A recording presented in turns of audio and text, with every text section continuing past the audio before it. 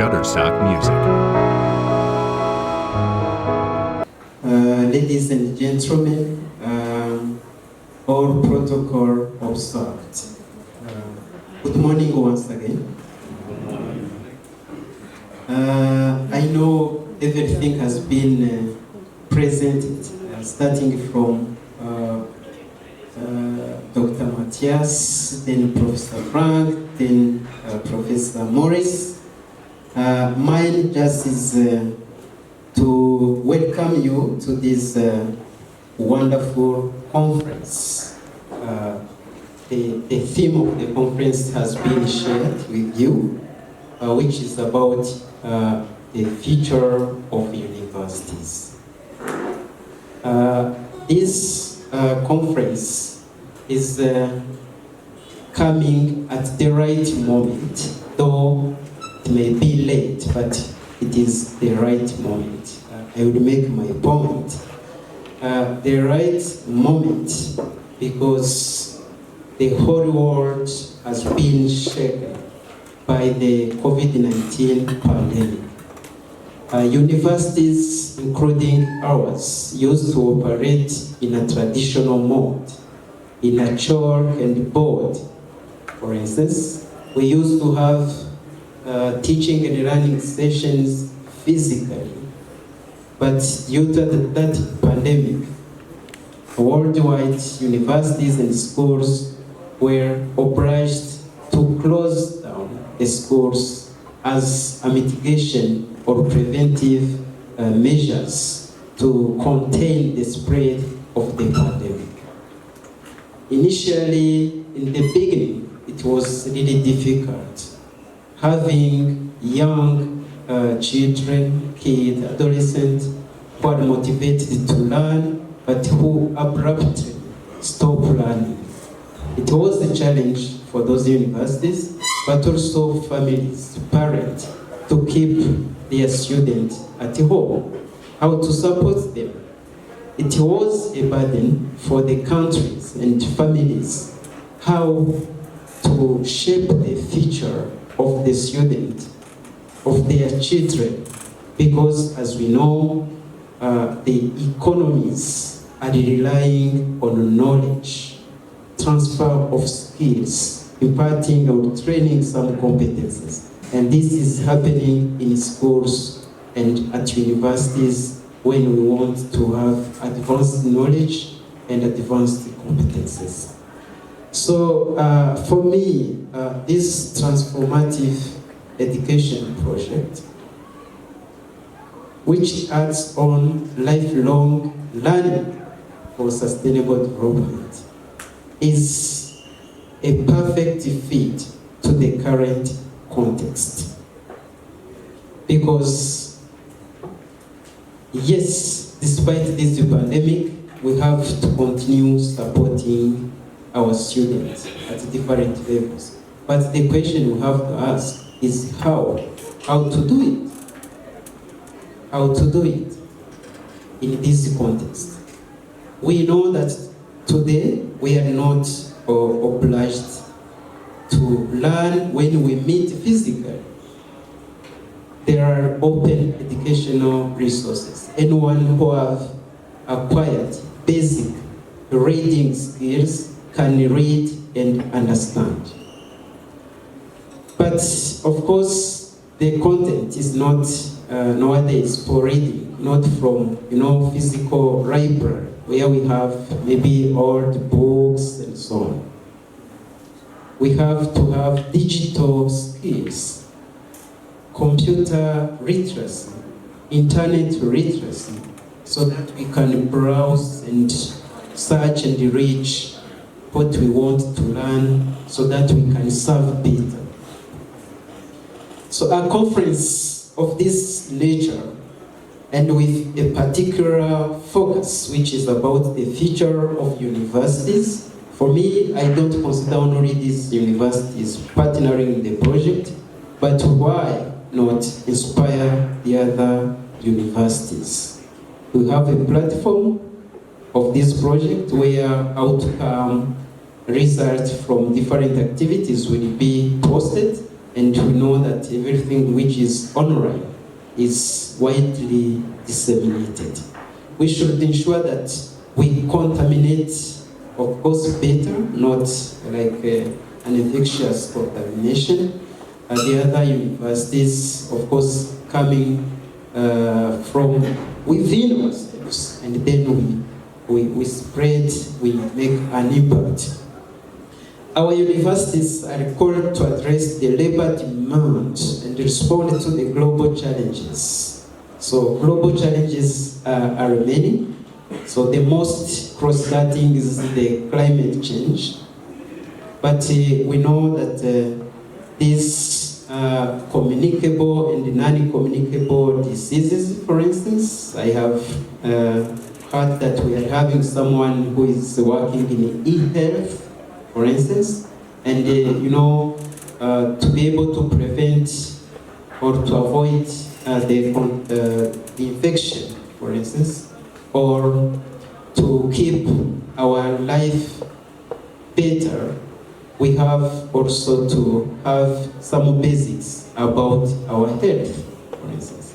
But we are not going to be all health experts, but at least we can learn some basics that can help us cope with these words.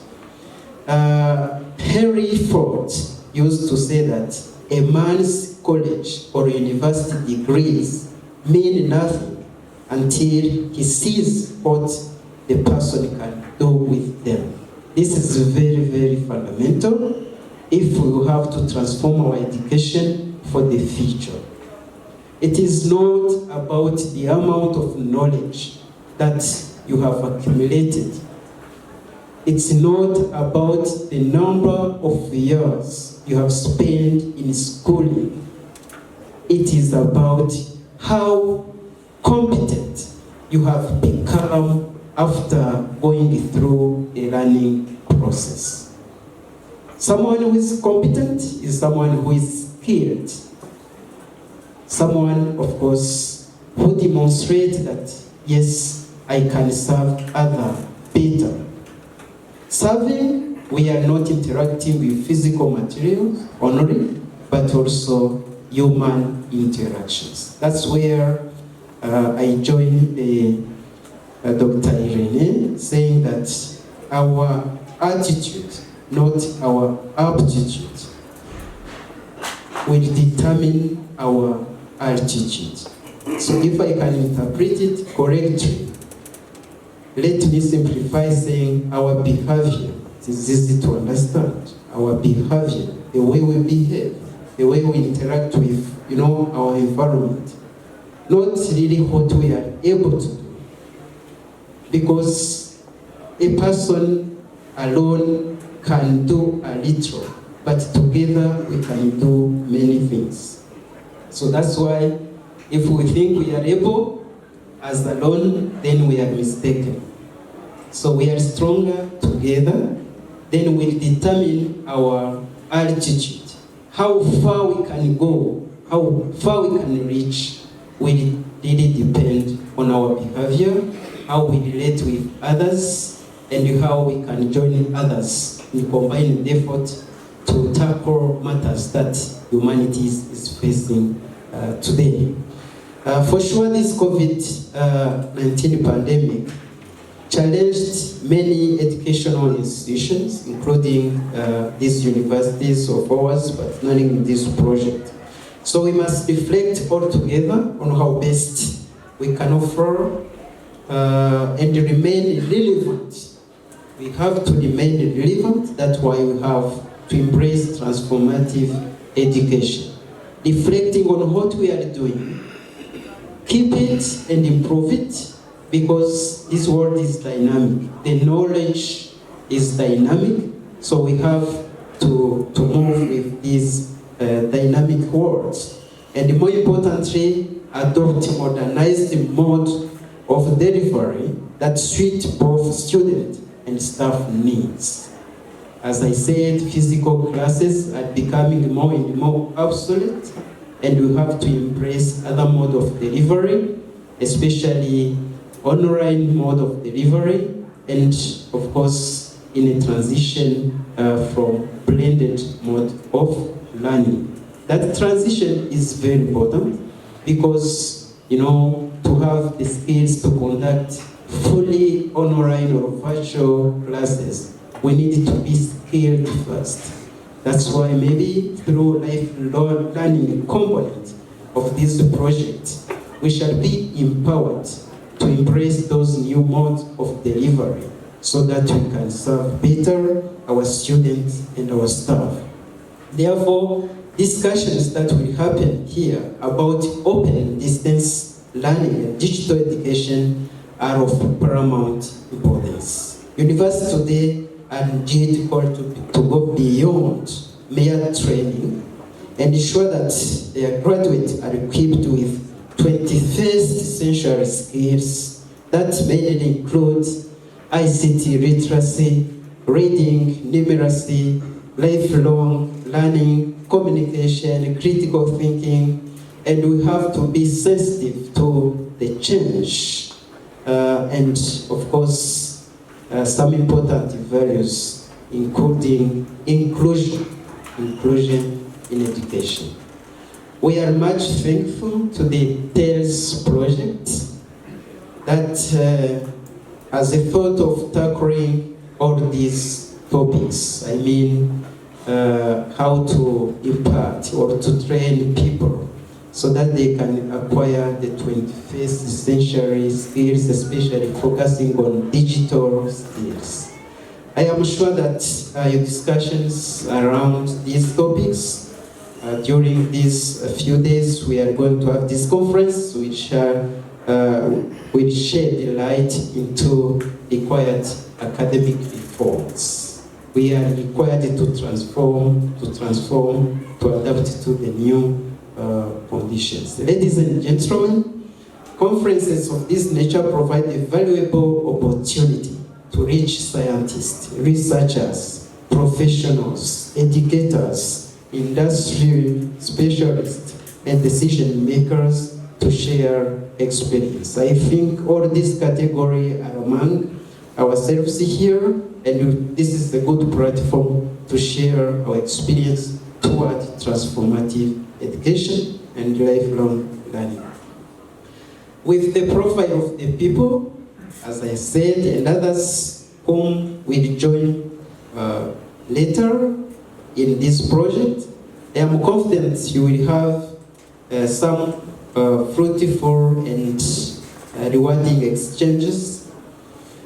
And Universal Rwanda remain committed to support the effective implementation of this project and look forward to more partnership. We would like to bring more people on the board towards the implementation of this project.